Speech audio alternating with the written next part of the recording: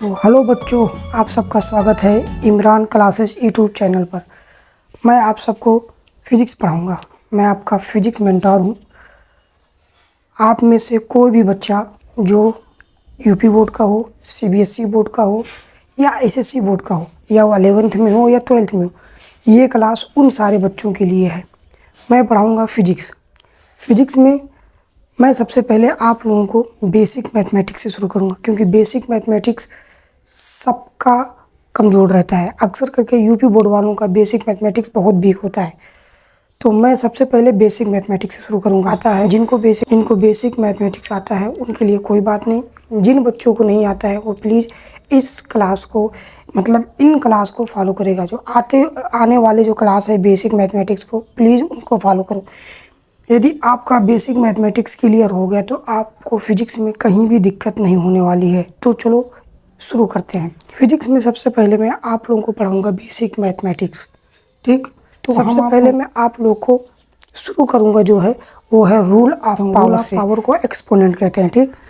सबसे पहले लिखा है if power of any non zero number is zero then result will be 1। मतलब कि किसी भी नंबर, मतलब कोई भी नंबर, जैसे मान लो 1 2 3 4 5 6 8 9 10, ये सब आपके नॉन जीरो नंबर होते हैं। नॉन जीरो नंबर का मतलब कि ऐसा नंबर जो जीरो ना हो। जीरो को छोड़कर जो भी नंबर होता है उसे कहते हैं नॉन जीरो नंबर। तो नॉन जीरो नंबर मतलब कि यदि नॉन जीरो नंबर का पावर जीरो है, जैसे मान लो यहाँ पे इसे दिया है ये 8 जो है आपका, ये 8 जो यहाँ पे लिखा हुआ है, ये 8 आपका एक नॉन जीरो नंबर है।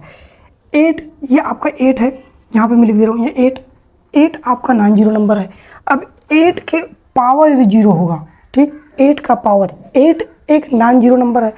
एक नॉन जीरो नंबर का पावर यदि जीरो होगा तो उसका जो वैल्यू आएगा वो 1 आएगा। तो वही कह रहा है कि if power of any non zero number is zero then result will 1।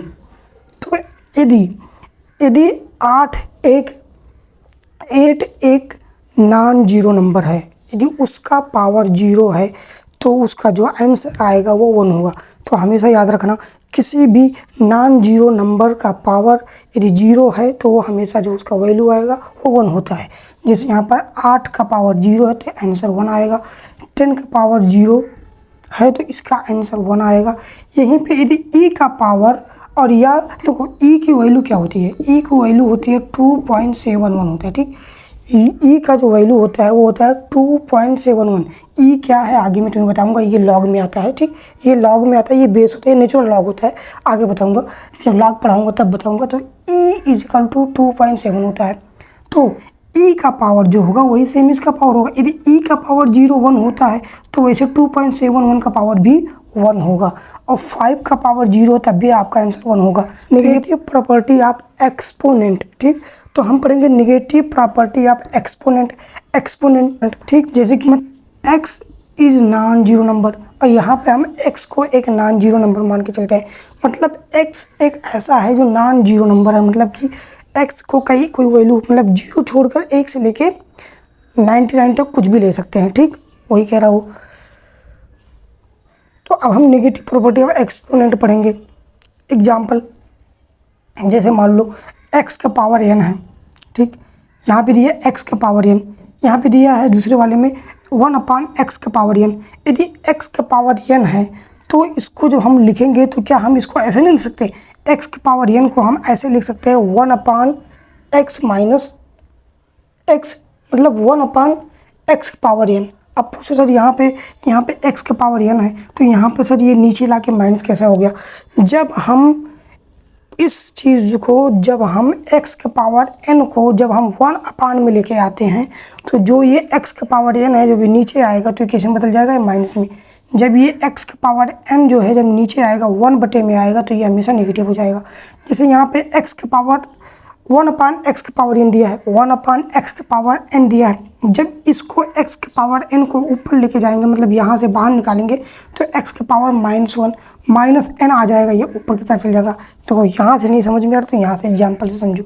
जैसे मान लो 6 का पावर 3 दिया है, 6 का पावर 3 दिया है, 6 का पावर 3 दिया है। जब इसको 1/, में लेके आएंगे, मतलब 1/, में लेके आएंगे तो ये 1/6 की पावर -3 होगा, क्योंकि ये जो पावर जो होता है ना, पावर जब नीचे जाता है तो हमेशा माइनस हो जाता है। और इसी में देखो 1/8 का पावर 2 है।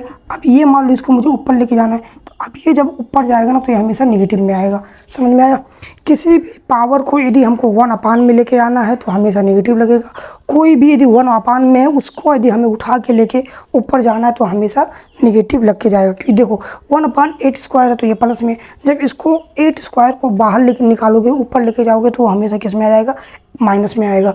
ये हो गया नेगेटिव प्रॉपर्टी ऑफ एक्सपोनेंट। अब हम आपको समझाते हैं product property of exponent.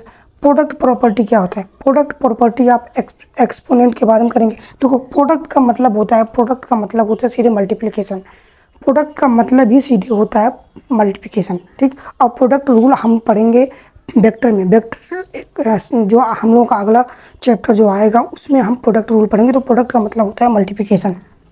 Example जैसे दिया है, जैसे x का पावर n दिया है, x का पावर m दिया है, तो x का पावर n डॉट x का पावर m, तो डॉट का मतलब यहाँ मल्टीप्लिकेशन है। तो x का पावर n डॉट x का power m equal to x n plus m। अब होगा सर यहाँ पे प्लस कैसे आ गया? जब देखो, जब तुम्हारा कोई भी वैल्यू यदि यहाँ पे मल्टीप्लिकेशन में है तो हमेशा हमको प्लस में मिलेगा। देखो ये देखना होता है। देखो ये सेम है, ये सेम है।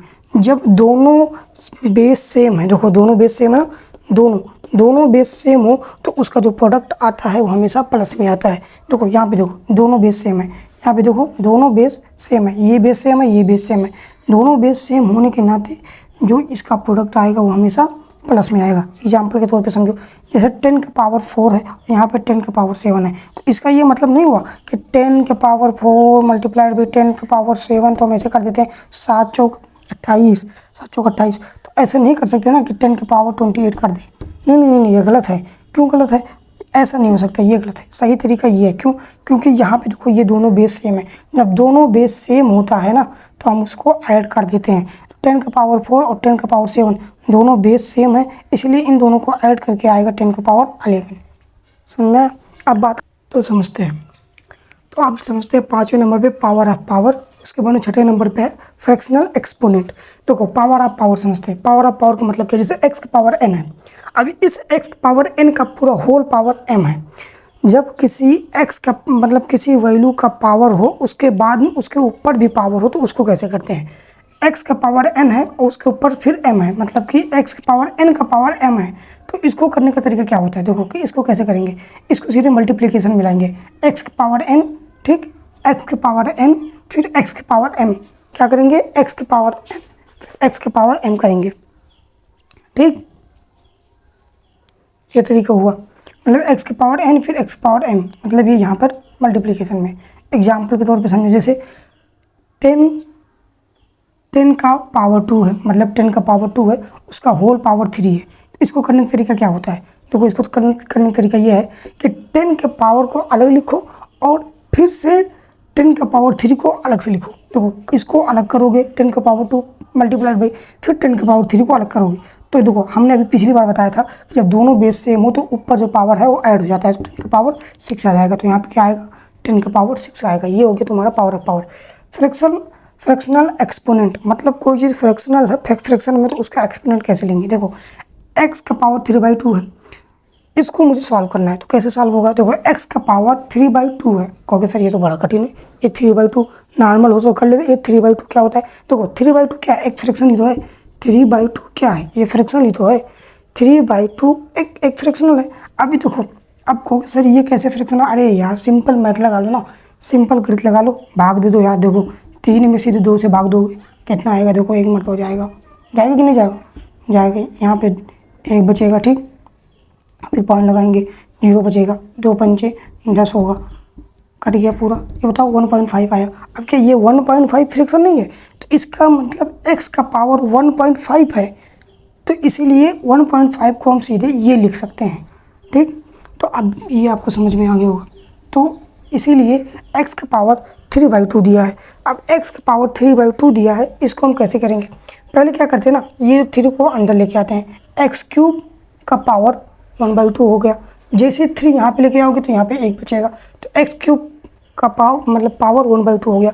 अब हम क्या कर सकते हैं, हम ये कर सकते हैं कि देखो ये पूरा 1/2 है। अब मैंने तुम्हें ये देखो 1/2, जब कोई भी वैल्यू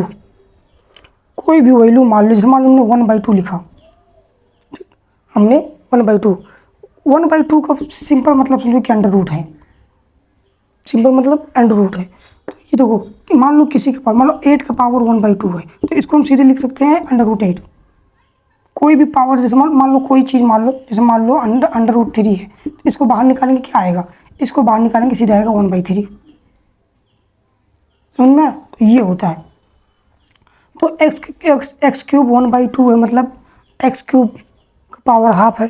तो इसको जब क्या करेंगे हम, ये 2 को बाहर निकाल लेंगे और इतने को पूरा हम अंडर रूट में फिट कर देंगे। ये हो गया फाइनल।